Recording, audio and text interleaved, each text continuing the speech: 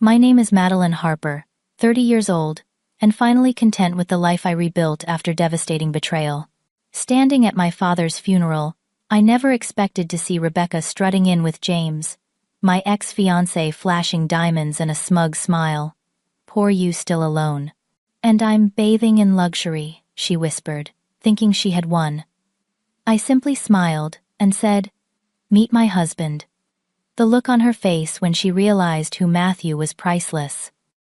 Before I dive into my story, let me know where you're watching from in the comments below. Hit that subscribe button and like this video if you've ever had to face someone who tried to destroy you but found strength instead. Rebecca and I grew up as close as sisters could be. At least that's what I thought. 2 years apart, we shared clothes, secrets, and dreams. Our childhood home in suburban Connecticut was filled with memories of us building forts, putting on plays for our parents, and whispering stories late into the night. But beneath that facade of sisterly love ran a current of competition I was too naive to recognize. While I admired her boldness, Rebecca coveted what I had. When I won a spelling bee in 4th grade, she tore my certificate. When I made the cheerleading squad in high school, she suddenly wanted to try out too. I always brushed it off as normal sibling rivalry, making excuses for her behavior, because that's what family does, right? Despite this undercurrent, we remained close through college. I studied marketing at Boston University, while she pursued fashion design at Parsons in New York. Our paths diverged, but we stayed connected, sharing our triumphs and failures over weekly phone calls. I landed a position at Apex Marketing, one of the most prestigious firms in Boston, while Rebecca bounced between internships, never quite finding her footing in the competitive fashion industry. My career flourished quickly. By 25, I was managing major accounts and presenting campaigns to Fortune 500 clients. My personal life, however, remained stagnant, until that fateful marketing conference in Chicago 6 years ago.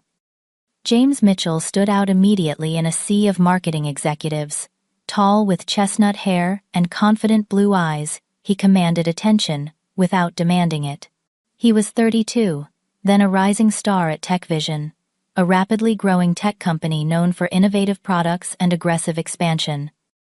"Your presentation on digital consumer behavior was impressive," he said, approaching me at the networking reception. "I've been trying to convince my team that we need to pivot our strategy exactly how you suggested."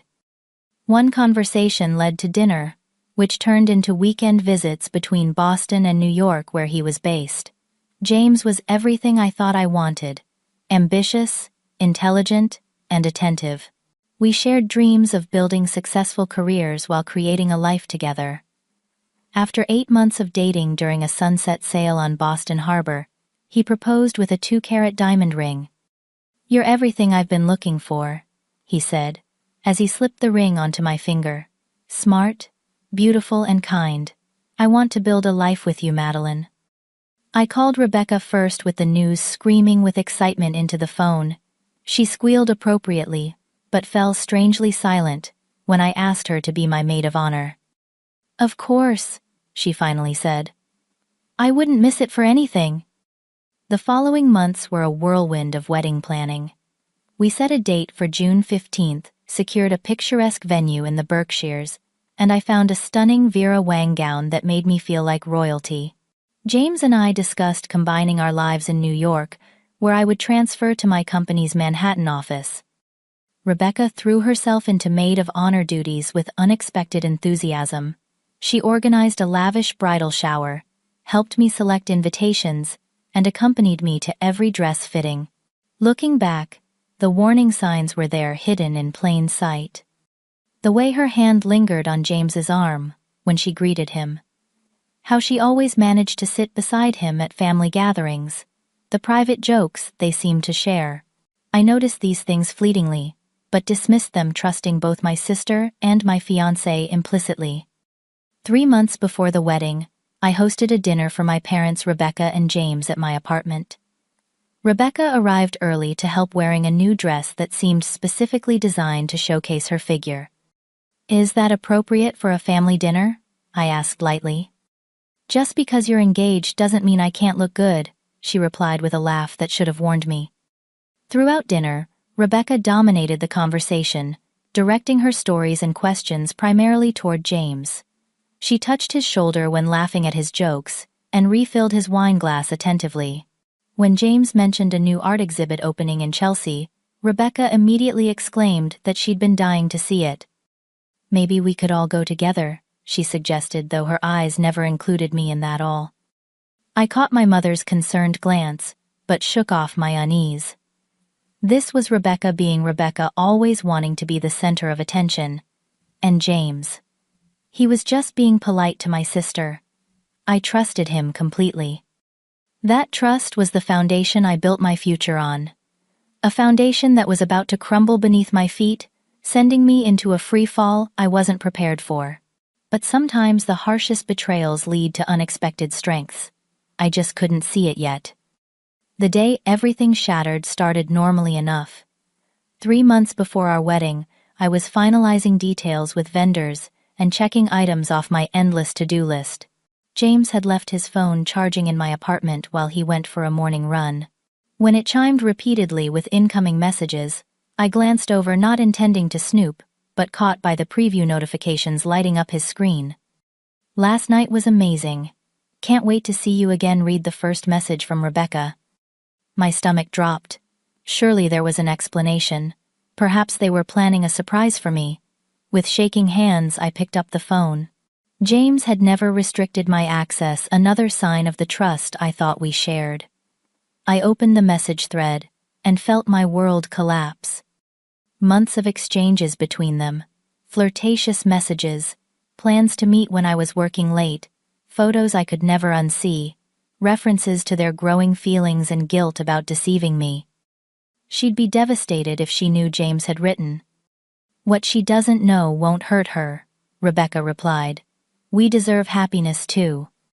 I sat frozen on my couch, the phone clutched in my hand, reading through message after message, until James returned flushed from his run, and smiling until he saw my face. "Madeline, what's wrong?" I simply held up his phone, the evidence of his betrayal glowing on the screen. His face drained of color as he realized what I had discovered. "I can explain," he started, but his voice faltered. "Explain what?" "How you've been sleeping with my sister behind my back. How you've been lying to me for months." My voice remained eerily calm, belying the hurricane of emotions within me. He attempted denials at first, claiming it was just harmless, flirting, but faced with the explicit messages, his lies crumbled quickly. "It just happened," he finally admitted, sitting heavily on the armchair across from me. "We didn't plan it. Rebecca and I connected one night when you were on that business trip to Chicago. She was helping me plan your birthday surprise, and we had a few drinks. And decided the perfect surprise would be to betray me with my own sister." The sarcasm in my voice was sharp enough to cut. James had the decency to look ashamed, but his next words revealed everything about his character.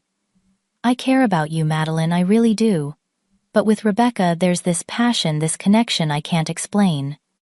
I removed my engagement ring and placed it on the coffee table between us. "I think you should leave. Now." After he left, I sat in stunned silence for hours, before anger propelled me to Rebecca's apartment in Brooklyn. I pressed her buzzer repeatedly, until she answered, her voice annoyed through the intercom. "What? Who is it?" "It's your sister. Open up." The moment she opened the door, she knew. Perhaps it was my red-rimmed eyes, or the absence of my engagement ring, but her expression shifted from surprise to a strange mixture of defiance and guilt. "James told you," she said flatly, not even attempting to deny it. "No, your text messages did."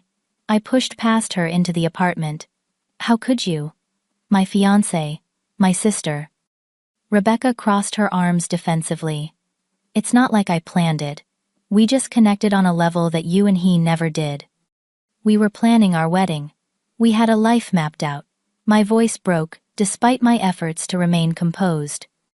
Then came the words that revealed the true nature of her betrayal. With a cold smile that didn't reach her eyes, Rebecca said, "You always got everything you wanted, Madeline. The grades, the career, the perfect fiancé. Now it's my turn. James and I are in love. Real love. Not the safe, boring relationship you had.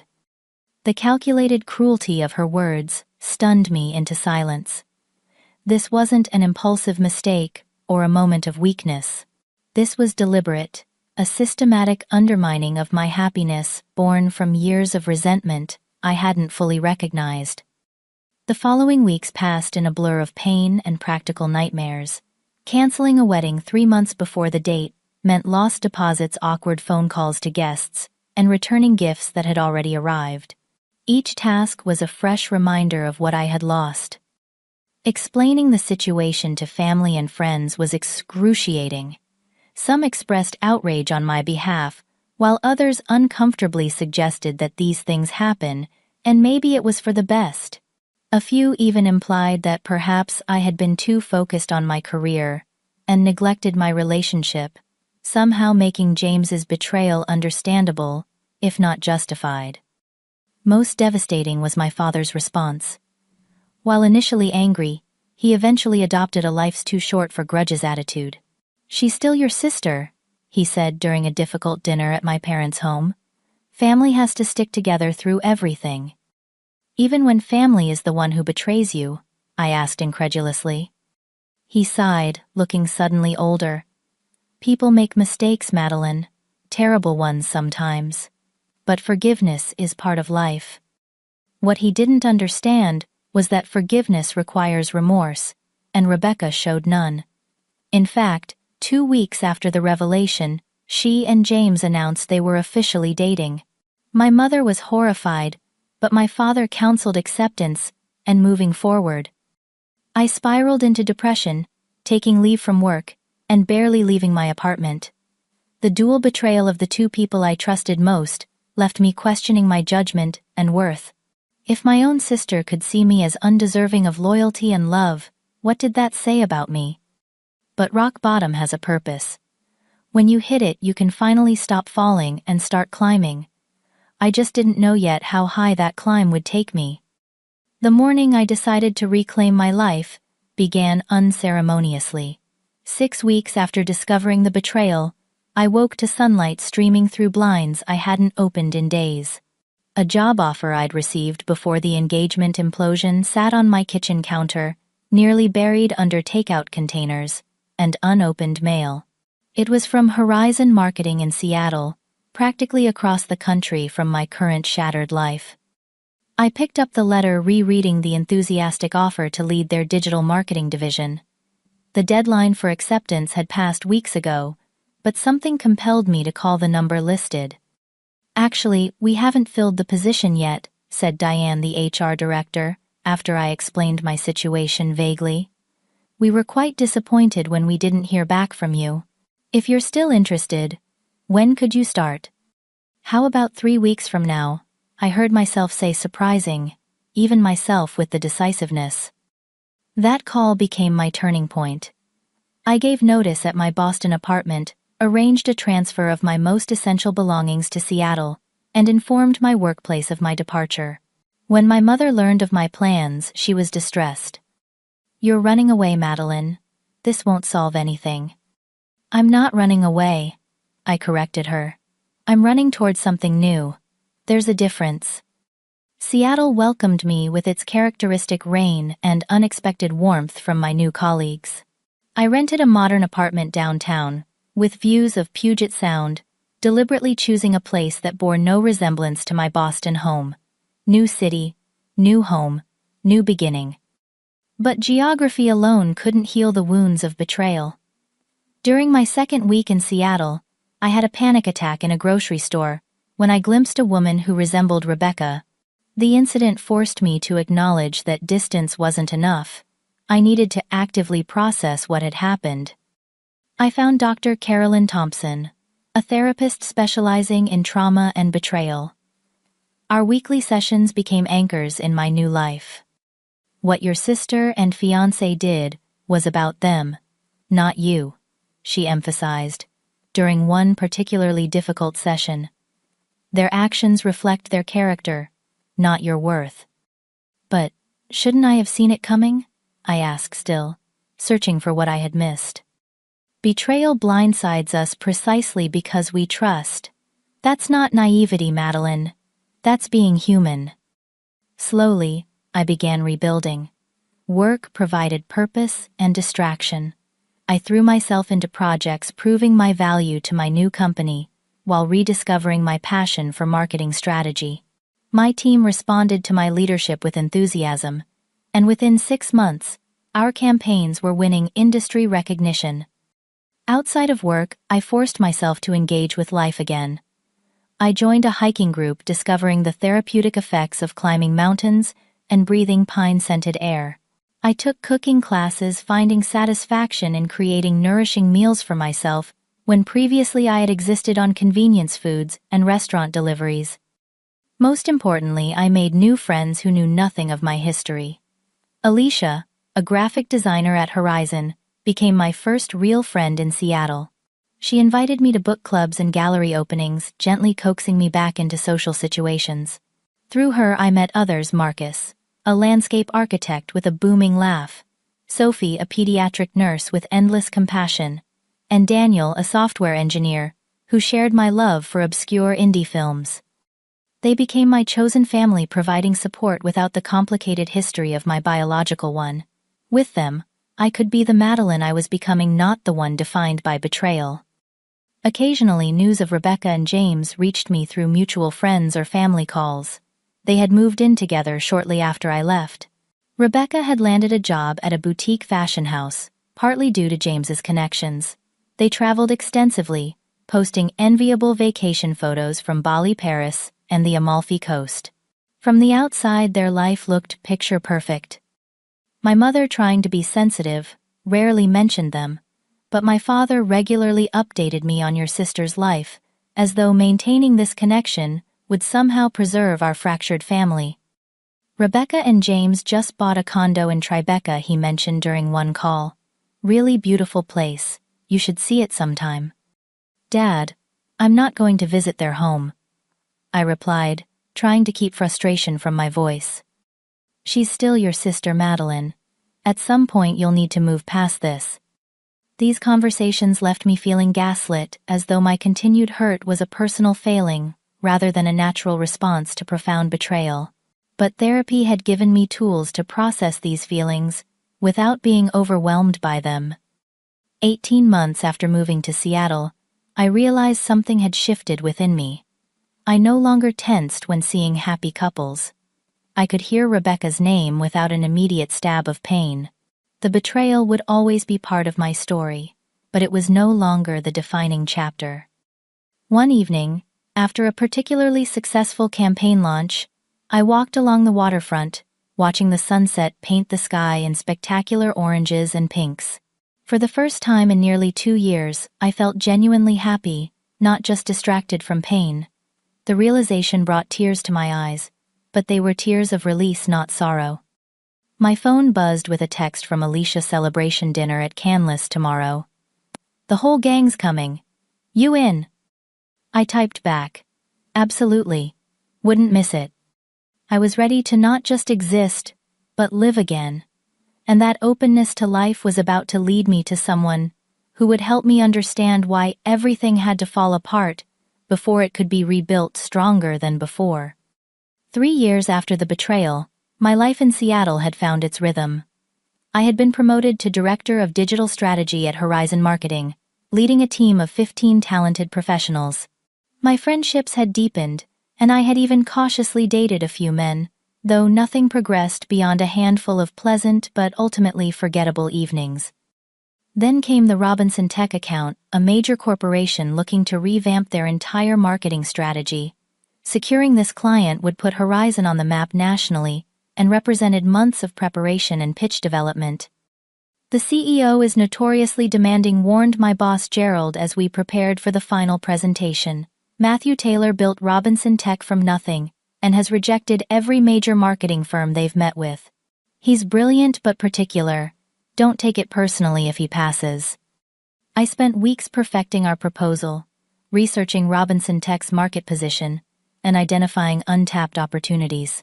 By the time presentation day arrived, I knew our pitch inside and out, but still felt the flutter of nerves as we waited in the Robinson Tech conference room.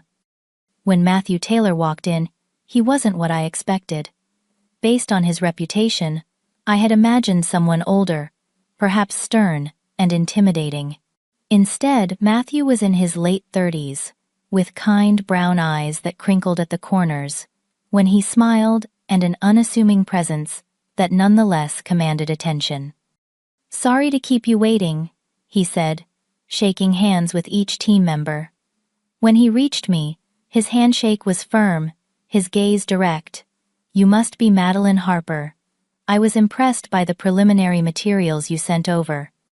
Throughout our presentation, Matthew asked insightful questions that revealed both his deep understanding of his company and his genuine interest in our approach. Unlike many executives who seem to make decisions based on ego or surface impressions, he engaged thoughtfully with our ideas. "You've identified opportunities we hadn't considered," he admitted afterward. "I'd like to work with your team, but specifically with you, Miss Harper. Your strategic thinking aligns with where I see Robinson Tech heading." The collaboration began the following week. Matthew and I established a weekly meeting to review progress and adjust strategy as needed. Unlike other clients who delegated after initial meetings, he remained hands-on, genuinely interested in the creative process. During one late working session at Robinson Tech headquarters, our conversation drifted from marketing strategies to personal interests. I learned that Matthew had built his company from a startup in his garage to a major player in enterprise software over 12 years of dedicated work. "Technology was always interesting to me, but what really drives me is solving problems," he explained, as we shared takeout dinner in his office, seeing a solution where others see only obstacles.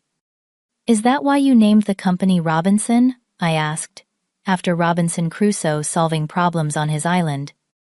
He looked surprised, then laughed. "You're the first person who's ever made that connection. It was actually my grandfather's name, but I like your interpretation better. Maybe I'll use that story from now on." Something shifted that evening.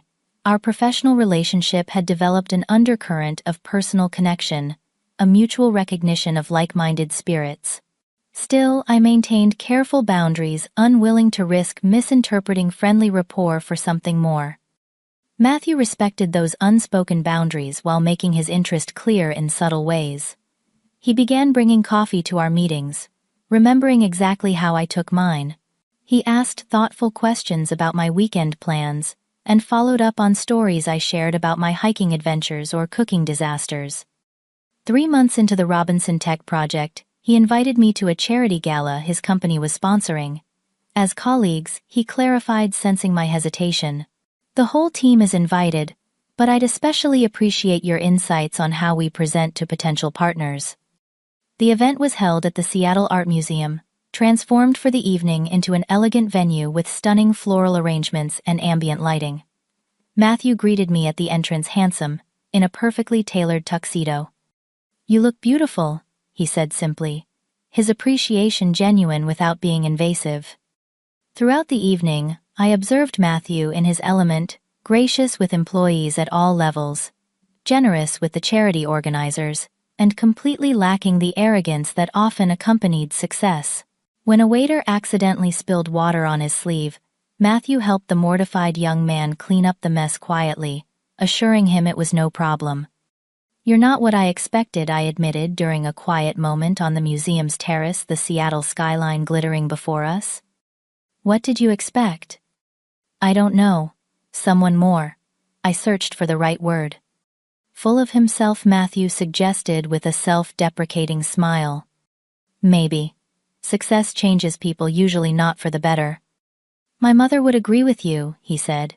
"She reminds me regularly that I put my pants on one leg at a time just like everyone else."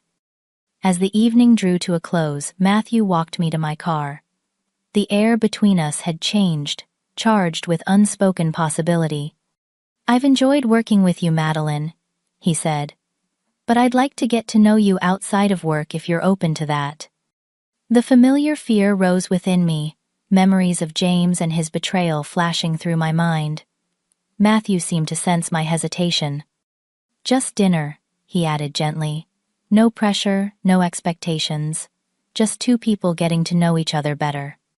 I took a deep breath. I should be honest with you. My last relationship ended badly, and I'm still cautious about getting involved with someone. I appreciate your honesty. For what it's worth, I respect caution.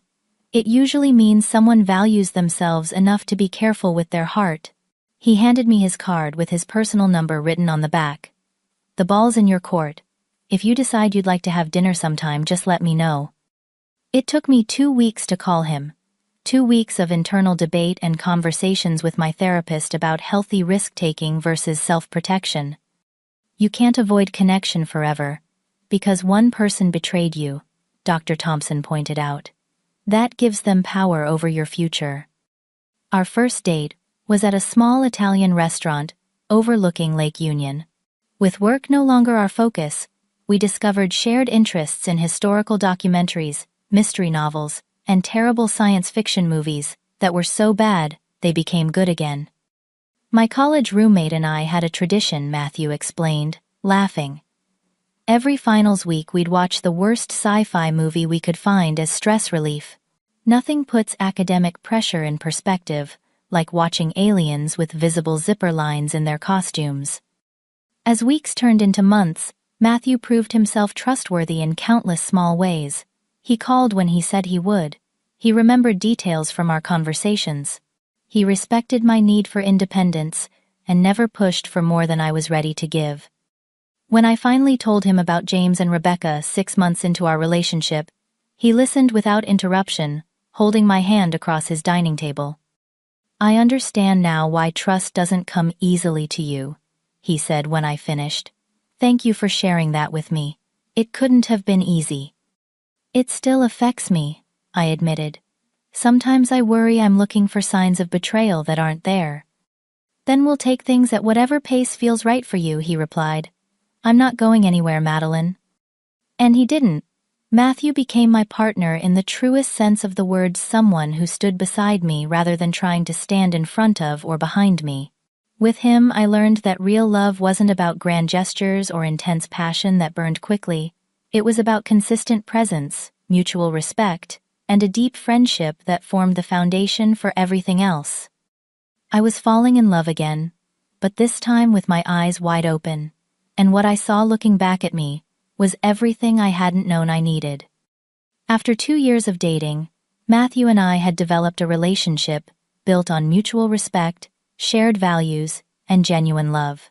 We had settled into comfortable routines: Sunday morning hikes, followed by brunch at our favorite cafe, weeknight cooking experiments, in his spacious kitchen, and quiet evenings, reading together on his terrace overlooking Lake Washington. I had maintained my apartment downtown, though I spent most nights at Matthew's house, a modern yet warm home in Madison Park. The arrangement gave me the independence I still cherished, while allowing us to build a life together. When Matthew proposed, it wasn't during a grand gesture or public spectacle.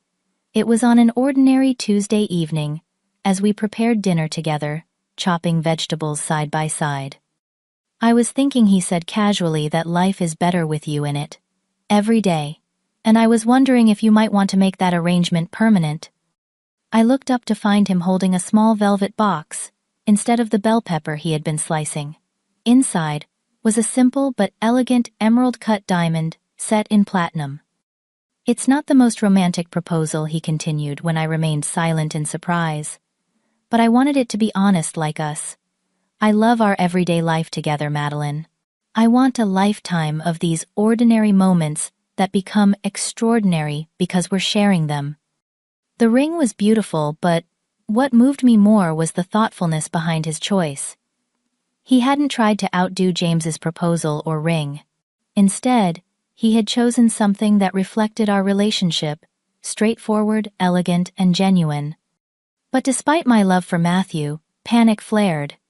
Images of my canceled wedding, of James and Rebecca's betrayal, flooded my mind. Matthew noticed the shift immediately. Talk to me, he said, setting the ring box on the counter and taking my hands. Whatever you're thinking, we can figure it out together. I want to say yes, I admitted, my voice shaking slightly.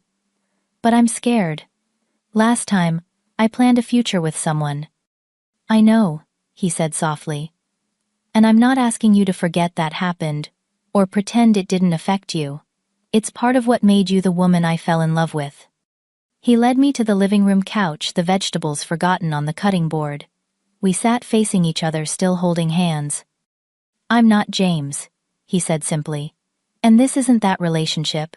We've built something different, something stronger, because it's based on who we really are, not who we pretend to be. We talked for hours that night about fears and hopes, about what marriage meant to each of us, about the life we wanted to build together. By the time we returned to the kitchen to salvage our dinner preparations, I had said yes, and the ring fit perfectly on my finger. Unlike my first engagement, we planned a small, intimate ceremony.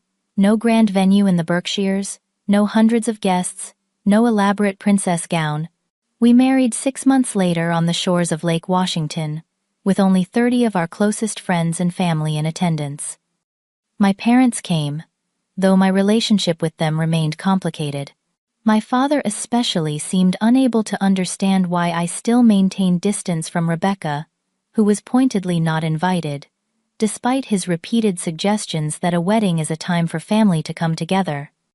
This is about starting our life together, I explained firmly, when he brought it up for the third time, not about revisiting past hurts. Our wedding day dawned clear and bright, unusual for Seattle in April. I wore a simple silk sheath dress, my hair adorned with small white flowers instead of a veil. Matthew waited for me at the end of a short aisle, created by rows of white chairs on the lawn. His smile, when he saw me, containing all the love and promise I could hope for. Our vows were personal, written by each of us to reflect our individual commitments. Matthew promised patience, honesty, and partnership. I promised trust, courage, and forgiveness, not just for him, but for myself. Today I choose to believe in love again. I said, my voice steady, despite the emotion behind the words. Not because I've forgotten pain, but because you've shown me that real love is worth the risk.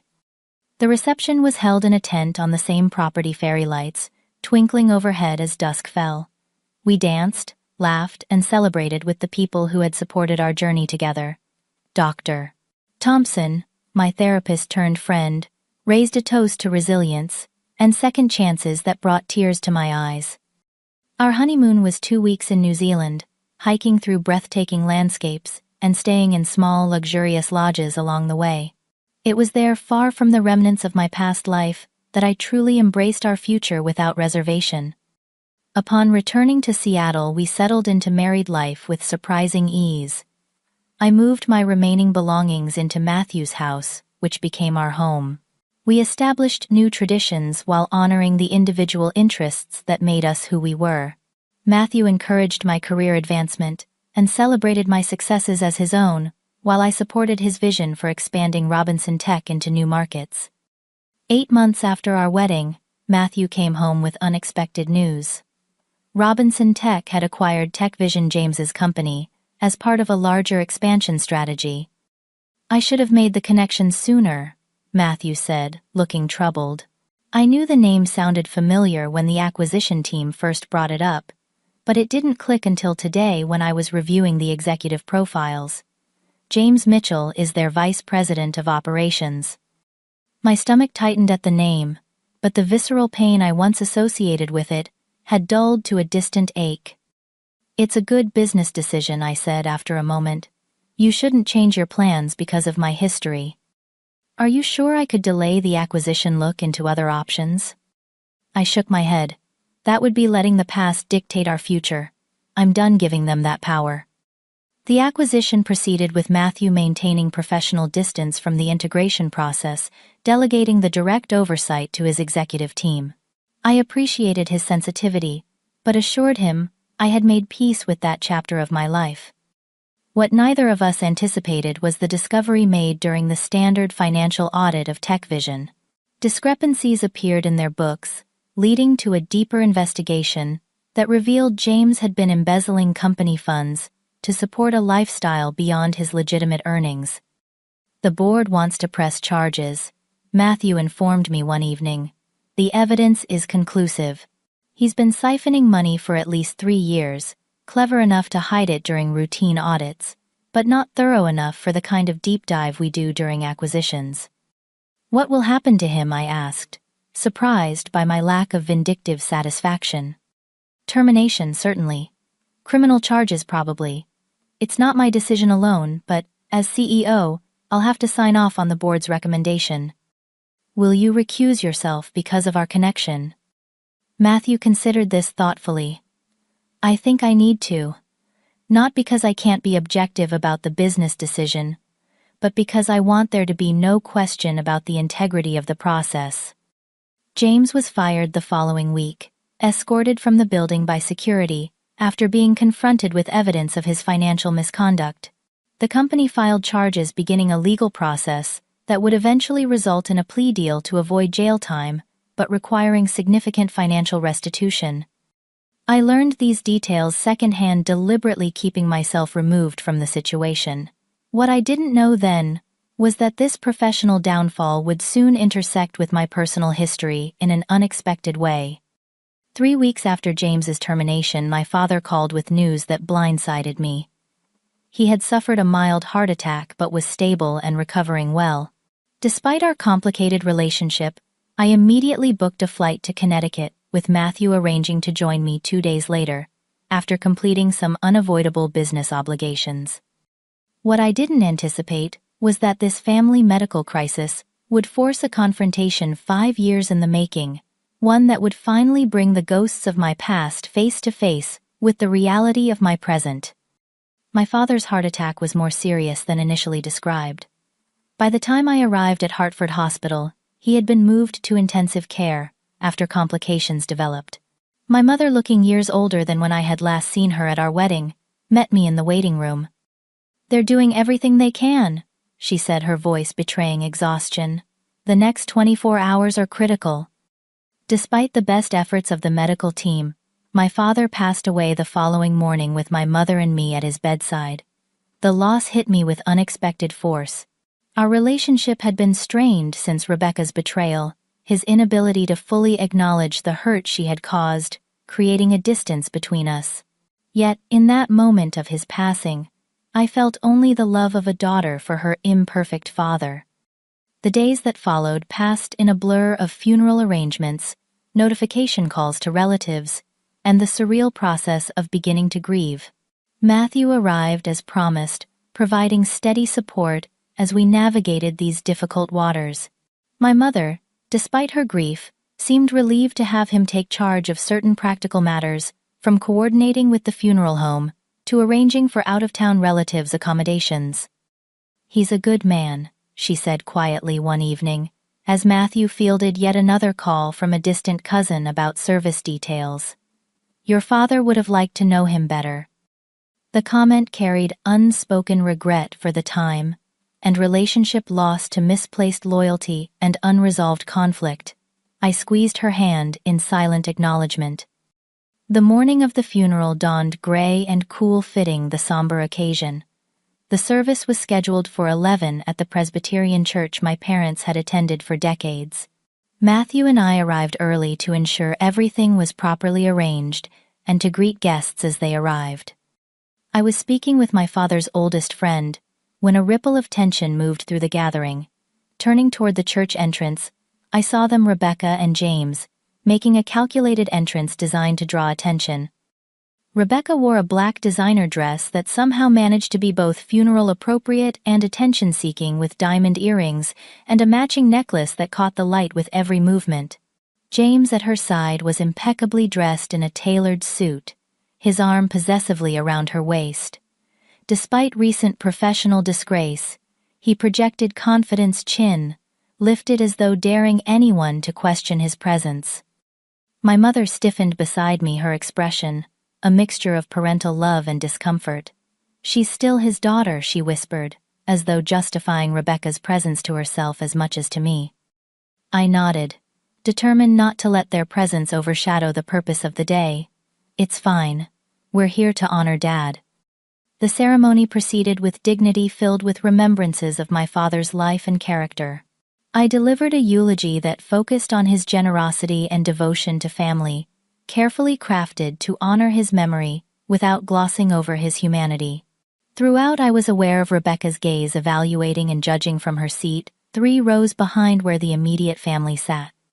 At the reception following the service held in the church fellowship hall, I maintained a careful distance from my sister and her partner. This proved increasingly difficult as the space filled with guests, offering condolences and sharing memories of my father. I was speaking with my father's brother when I felt a presence behind me. Turning, I found Rebecca standing uncomfortably close, a glass of wine in her manicured hand, and a smile that didn't reach her eyes. James hovered nearby, engaged in conversation, but clearly monitoring our interaction. "Little sister Rebecca," said her voice, carrying just enough to draw attention from those nearby. "It's been what, 5 years you look?" She paused, eyes sweeping over me assessingly. "Well enough, I suppose." "Rebecca," I acknowledged with a nod, determined to remain civil. "Thank you for coming. Dad would have appreciated it." "Of course I came. Unlike some people, I maintained a relationship with our father." The barb was deliberate, aimed at my reduced contact with our parents following her betrayal. Before I could respond, Matthew appeared at my side, his hand gently touching the small of my back in silent support. Rebecca's eyes flicked to him, narrowing slightly as she took in his tailored suit and confident bearing. "You must be the new boyfriend," she said dismissively. "I'm Rebecca, Madeline's sister. This is James, my partner." She emphasized the word as if to remind me of what she had taken. "Matthew Taylor," he replied smoothly, extending his hand. "Madeline's husband, actually. We've been married for over a year now." Something flashed in Rebecca's eyes, surprise quickly masked by forced indifference. She hadn't known I had remarried. Our mother, respecting my wishes, had apparently kept this information from her. "Husband, well, isn't that sweet?" She recovered quickly. "And what do you do, Matthew?" "I run a technology company based in Seattle." James, who had joined our circle upon hearing introductions, suddenly stiffened his expression, shifting from polite disinterest to alarmed recognition. "Matthew Taylor of Robinson Tech," he asked, his voice slightly higher than normal. Matthew turned to him with perfect composure. "That's right. And you must be James Mitchell, formerly of TechVision." An uncomfortable silence fell over our small group as the implication of this connection dawned on Rebecca. Her eyes darted between James and Matthew, confusion giving way to understanding. "Poor you, still alone. After all this time," Rebecca said to me, desperation making her cruel as she tried to regain control of the interaction. She touched her diamond necklace deliberately. "And look at me bathing in luxury. I guess some of us just know how to hold on to a good thing." The naked aggression of her statement, inappropriate, even for her at our father's funeral, created a palpable tension. Several nearby guests glanced over uncomfortably. I looked at my sister, really looked at her, and saw beyond the expensive clothes and jewelry to the insecurity and emptiness beneath. In that moment, I felt an unexpected mixture of pity and release. "Rebecca, I'd like you to meet my husband properly," I said calmly. "Matthew Taylor, CEO of Robinson Tech, which recently acquired TechVision." I turned to James, whose complexion had paled significantly. "Though I believe you two have already crossed paths professionally, haven't you?" James swallowed visibly. "Mr. Taylor, I didn't realize that I was married to the woman whose life you helped upend." Matthew's tone remained conversational, but there was steel beneath it. "Life has interesting symmetry sometimes." Rebecca's composure faltered as she processed the implications. "What does he mean, James?" she demanded, her voice losing its cultivated smoothness. "What happened with TechVision?" James shifted uncomfortably. "I was going to tell you," he muttered. "There were some issues at work. I'm between positions right now." "Between positions?" Matthew raised an eyebrow. "That's certainly one way to describe being terminated for financial misconduct." The color drained from Rebecca's face. "What is he talking about, James?" Perhaps this isn't the best venue for this discussion, I suggested, quietly aware of the attention we were attracting. But Rebecca was beyond social niceties now. Is it true? She demanded of James. Did you lose your job? Is that why you've been making excuses about the credit cards being declined? Why we had to cancel Aspen? James's attempt to quiet her only fueled her anger. Those diamonds, she hissed, touching her necklace. You said they were real. Are they even real, James? Rebecca, please, he muttered, glancing around at the growing audience. My mother approached, concern etched on her face. What's going on here? Nothing, Mom, I said gently. Rebecca and James were just leaving to discuss some private matters. Rebecca turned to me, fury and humiliation battling in her expression. For a moment I glimpsed the wounded little girl beneath the polished exterior, the sister, who had always felt second best, and had built her identity around taking what wasn't hers. This isn't over, she said, but the threat sounded hollow even to her own ears. Actually it is, I replied softly. It has been for a long time. I wish you well, Rebecca, I really do. As they left, Rebecca arguing with James in fierce whispers, my mother touched my arm. I'm sorry, she said simply, for everything. Your father wanted to believe family could overcome anything. He couldn't see that sometimes the harm comes from within the family itself. I hugged her, feeling a shift in our relationship, a new understanding, forming from shared grief and belated recognition. I know, Mom. I know he did his best with the tools he had. Matthew stood beside us, his presence, a reminder of the life I had built from the ashes of betrayal. In that moment, surrounded by the complicated tapestry of family loss and love, I understood that sometimes closure doesn't come in the form we expect. Sometimes it arrives unannounced in a church fellowship hall wearing diamonds that might not be real after all. After the confrontation at the funeral reception, Matthew and I retreated to a quiet corner of the church garden. The late afternoon sun cast long shadows across the carefully tended flower beds, a peaceful contrast to the emotional turbulence inside. Are you okay? Matthew asked, his hand warm and steady in mine. I considered the question carefully. Yes, I said finally. Better than I expected to be, actually. Seeing them together used to feel like having the air punched from my lungs. Today it just felt sad. Sad for them, not for me. Matthew nodded, understanding, without need for further explanation.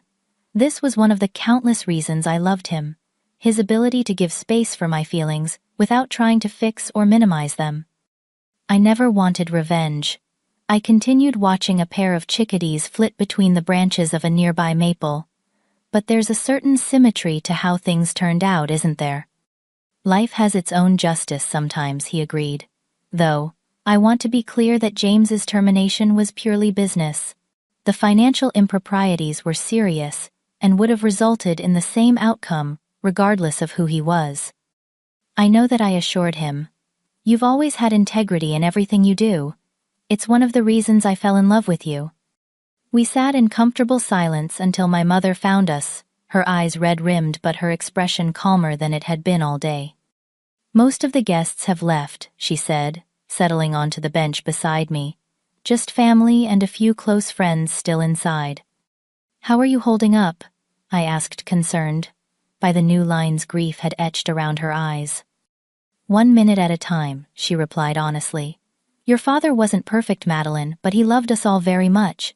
He just never knew how to navigate the hurt between his daughters. I know, Mom. I've made peace with that. She hesitated, then added, Rebecca left. After quite a scene with James in the parking lot. I think perhaps I've been enabling her for too long, believing her version of events because it was easier than acknowledging the truth. This admission, however, tentative, was more than I had ever expected from my mother, who had always sought middle ground, even when there was none to be found. We can talk about all of that later, I said gently. Today is about Dad. We returned inside to find my aunts, uncles, and a few of my father's oldest friends sharing stories over coffee and the remains of the reception food. The atmosphere had lightened, somewhat grief, making space for fond remembrances and even occasional laughter. My father's brother David approached his resemblance to my dad, striking enough to cause a moment of disorientation. "Your eulogy was beautiful, Madeline," he said, embracing me. "Robert would have been proud. And he would have been glad to see you so happy," he added, nodding toward Matthew. "I always told him you'd find your way." "Were you close to my father-in-law?" Matthew asked. David smiled sadly. "We drifted apart in recent years, but we were inseparable as boys. I tried to talk to him about the situation with Rebecca, you know. Told him he was making a mistake by not acknowledging the harm done. But Rob always believed family harmony was the highest good, even if it meant papering over deep wounds." This insight into my father's thinking wasn't new, but hearing it from his brother lent it a poignancy that brought fresh tears to my eyes. My father had made choices. I disagreed with choices that had hurt me, but they had come from a place of love, however misguided. The following morning, before returning to Seattle, Matthew and I visited the cemetery. My father's grave, marked by a temporary plate until the permanent headstone could be installed, was covered with flowers from the funeral. I placed a small stone on top of the marker, a tradition my father had always observed when visiting his own parents' graves. "I wish you could have known Matthew better," I said quietly. "You would have liked the man he is." Matthew stood respectfully a few paces away, giving me privacy for this final goodbye. When I joined him, he asked, "Do you want to see if Rebecca is still in town? Try to talk things through." I considered this thoughtfully. "No," I decided. "Not right now. Maybe someday. But I think we both need more time and perspective." We were nearly at the cemetery gates when my phone buzzed with a text from Rebecca. "Can we meet before you leave town? Just us." I showed the message to Matthew, who squeezed my shoulder supportively. "Whatever you decide, I'm with you." After brief consideration, I replied, "The cafe, on Main Street, 30 minutes. Rebecca was already there when I arrived, seated at a corner table, with an untouched cappuccino before her. She had traded yesterday's dramatic funeral attire for jeans and a simple blouse, her face scrubbed of makeup, making her look younger and more vulnerable. "Thank you for coming," she said, as I sat across from her. "I wasn't sure you would." "I wasn't sure either," I admitted. An uncomfortable silence stretched between us, years of hurt and betrayal, creating a chasm too wide to bridge with small talk. "James and I broke up," she finally said, staring into her coffee. "Last night, after I found out he'd been lying about everything, the job, the money." She twisted her bare ring finger, where an engagement ring had been prominently displayed at the funeral. "The diamonds were cubic zirconia. The luxury apartment is mortgaged to the hilt. It was all a facade." I didn't know what response she wanted from me, so I simply waited. "I wanted you to think I had won," she continued, her voice small. "That taking James from you was worth it, because we were so happy, so successful. I needed to believe it myself." "Were you ever happy?" I asked, genuinely curious rather than accusatory. Rebecca considered this her expression thoughtful. "In the beginning, maybe. Or, I convinced myself we were. But James, he never looked at me the way Matthew looks at you. And deep down, I always knew what we did to you was unforgivable." "Why, Rebecca? I've never understood why my own sister would hurt me that way."